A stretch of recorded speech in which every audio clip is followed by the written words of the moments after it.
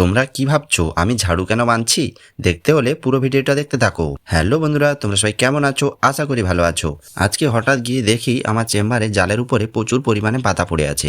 কারণ ওখানে একটা খিরিস গাছ থাকার জন্য প্রচুর পরিমাণে পাতা পড়ে। ওখানে খিরিস গাছের পাতাগুলি পড়ে ওখানে জালের উপরে ভর্তি হয়ে যায়, আর ওখানে ঝাড়ু না মেরে পরিষ্কার হয়ে জলটাকে নষ্ট করে দেয়। তার জন্য ওই জালের উপরে পাতাগুলোকে আমাদের এখন পরিষ্কার করতে হবে। তাই আমি ঝাড়ুটাকে একটু বেঁধে নিলাম একটা লম্বা ডাং দিয়ে, কারণ যাতে অনেক দূর থেকে পাতাগুলি পরিষ্কার করতে পারি।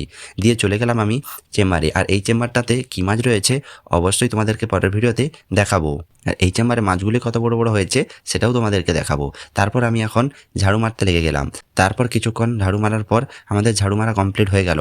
আর এখন দেখুন বন্ধুরা, কত সুন্দর পরিষ্কার হয়ে গেছে। কারণ পরিষ্কার না করলে ওগুলা থেকে গিয়ে জলটাকে নষ্ট করে দেয়। আর এই খিরিস গাছটা থাকার জন্য আমাদের প্রচুর পরিমাণে অসুবিধা হয়। ভিডিওটি ভালো লেগে থাকলে অবশ্যই চ্যানেলটি সাবস্ক্রাইব করে দেবেন, আর লাইক কমেন্ট করতে ভুলবেন না কিন্তু।